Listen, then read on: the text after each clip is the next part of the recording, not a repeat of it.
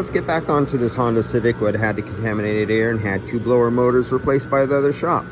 As you see my temperatures here, we got 117 and falling. And right there we got 129 and raising. Well, why is it raising? It was from the previous video where I had that temperature sensor just sitting on the surface right here of the dash. But now I stuck it in the dash, but the car is off and the blower is up. And you go, well, why is it raising? Because it was only 117 here or something like that, and I just stuck it into a dash that was squirting out 160 degree air or so it's slowly rising. Why is this temperature going down? Because inside the car, right back here where this temperature sensor was, it was 134, and I turned off the supply of hot air going back here, and this car is hot. You see it's raining outside. The car was cold, but this car is hot now. It's actually all the rain on the top has evaporated because of how hot the sheet metal is, because I've been having it run the whole time it was on vacuum. As you can see, our dash is still going up and our back of the car is still going down. So I have it full. It only took like 20 seconds to fill it up. It only takes a pound of refrigerant. So it's nice and hot in here. So let's turn this on. Let's key on. Nothing on. Let's go with max. Max, all the way cold. We're gonna beat the hell out of this and give a lot of load. And I have not checked the cabin air filter yet, but I know I got some flow. And it was turning into a block of ice and blocking flow. Contaminated refrigerant from that nice shop that took the customer like an ATM and raped their bank account. And what do we got? We got a falling temperature now. See that one falling? That's the one in the dash.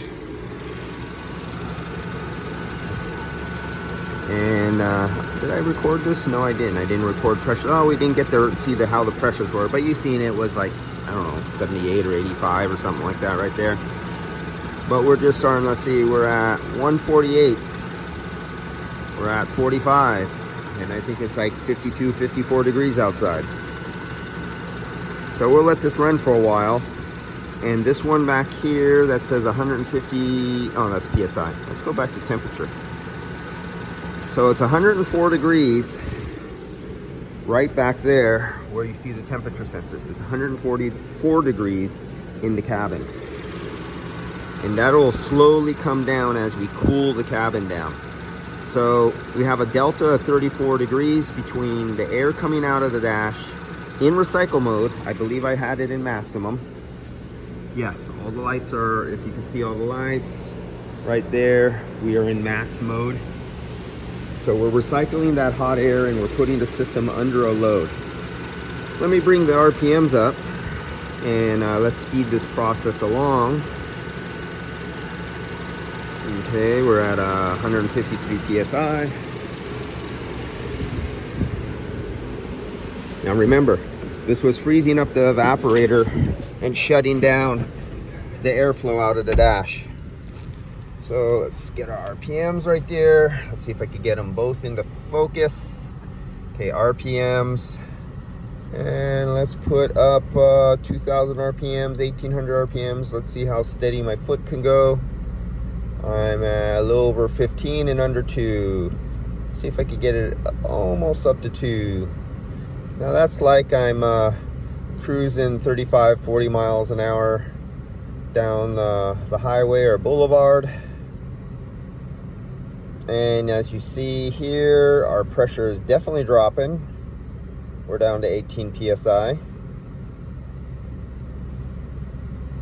Now another thing I noticed was really bad, poor quality UV dye at the low side fitting. I wonder how much oil is in this thing, since it went to a shady shop. Oh, and that shady shop in question has been in business for like 40 years. It's a well-known shop over in a certain area of San Francisco. I think I know exactly what you're. I'm gonna Google the address and number. I know the name, but I have to look Google Maps and see the front of it. I've dealt with this shop before with their shenanigans, shystering people with their AC service and screwing up their cars. If it's who I think it is, it's another one of the shysters who've been around for decades. You know, people say, oh, if it's a bad shop, they'll go out of business.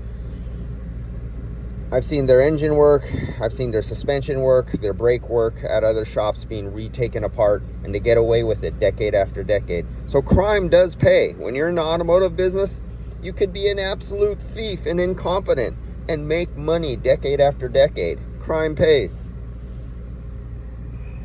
You just have to be a good shyster at rolling out words and a good smooth talker, a salesman, to get your way out of it long enough so either lawyers don't put you out or the Better Business Bureau or the Bureau of Automotive Repair. So I'm still holding it up there, a hair over 15. Oh, there goes my foot, letting it down again. Get up there, don't go over 2. Just using that. Okay, so 16 psi is not good on this car.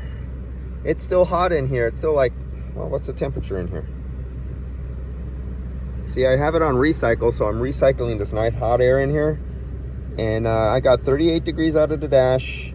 It's 77 degrees inside the car. So let me take my foot off the throttle. Let's see what happens. There we go. Our temperature's going up. Our low side pressure, of course, is going to go up. There it goes. And I am now, after the fact, I'm going to go take a look at that. They did 2 blower motors. They better have a brand new cabin air filter in there. Let's find out. Be back on the next video.